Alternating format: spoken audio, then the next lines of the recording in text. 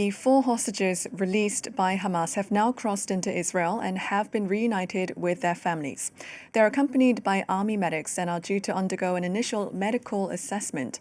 Well, earlier today, Hamas also released a list of 200 Palestinian prisoners set to be freed by Israel, with the group saying 70 of those detainees would be deported outside Gaza and the West Bank.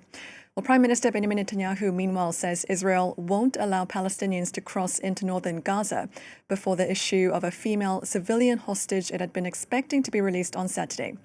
Hamas, however, says Arbel Yehud is alive and will be released next Saturday.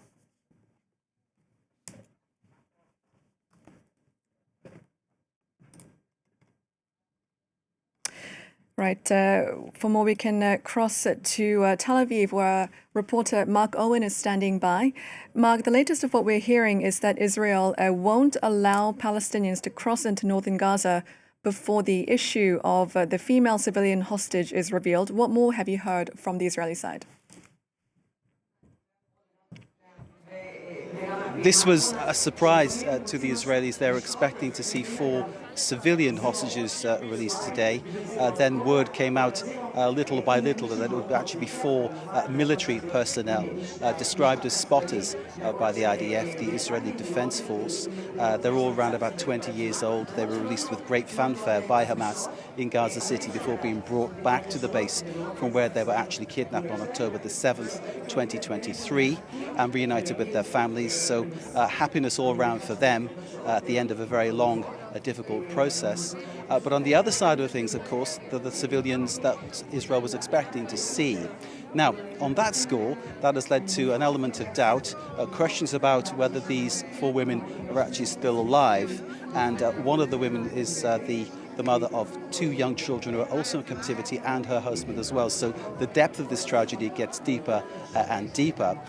In terms of looking for some kind of proof of life or some kind of release, Israel has made a stand to Hamas to say no one will be allowed back into the north of Gaza. And this was expected to start happening today, some 1 million people perhaps moving back north to what's left of their homes and their neighborhoods after the months and months of Israeli carpet bombing.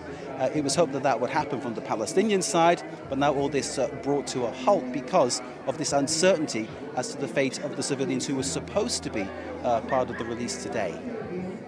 And Mark, you're in Tel Aviv at the moment. Describe to us a bit, the mood there at the moment. I imagine you've been talking to some of the Israeli hostages there. It looks like you're in a hostages square. Tell us what they've been saying in the mood there at the moment. Jenny, you've completely imagined correctly. I've been talking to many, many people, and there are many people milling around, as you can probably see behind me. There's a sense of wanting something to happen, a sense of wanting to bring the hostages home. Many people saying that, the war isn't something that should continue. They feel here, the people around here, that they are victims of the war too. And basically they want this to be resolved as soon as possible. If you dig deeper, of course, you get different kinds of views coming out. Some looking even for a 2-state solution, others saying that that's the fault is completely with the Palestinians, and some not distinguishing between Hamas and Palestinians in that kind of sense. From the Palestinians' perspective, I can just go into that for a second. When the 4 Israeli military hostages were released, for 1 military hostage, 50 prisoners are released. That's under the deal that was cut. So that means 200 prisoners have been released. Now, among those, there'll be some Palestinians who are quite young, who perhaps were arrested for what might appear to be minor offences and then put into detention, yet to have any kind of trial or any kind of defence put forward. There will also be others who are serving life sentences for far graver crimes. And some of those people will be connected to extreme groups, Hamas, Islamic Jihad, or indeed the extreme groups of the Fatah movement, which of course is based in the West Bank, often referred to as the Palestinian Authority. Now, among them, there's the only prisoner to have ever escaped from an Israeli jail by tunnelling through. He is among a group that are being actually expelled, deported from the Middle East in many ways. So they'll be taken into Red Cross hands and then moved to another country, Turkey, Algeria perhaps. It's a question that still needs to be resolved. There are many unanswered questions on this one at the moment. But that is all part of what has been happening today. So there will be some Palestinians who are who were prisoners this morning, and they get reunited with their families. And then there'll be others who will be taken to a completely different country altogether. Now, among those who will be reunited with their families, we managed to get hold of a conversation that one of them had, ringing their family at 5 a.m. the minute they got the news to say they'd be coming home. So the sense of relief there is enormous. But obviously we are a long way away from resolving this situation. There are many possible things that could go wrong. And I think the thing to take away is that in this situation there aren't any winners.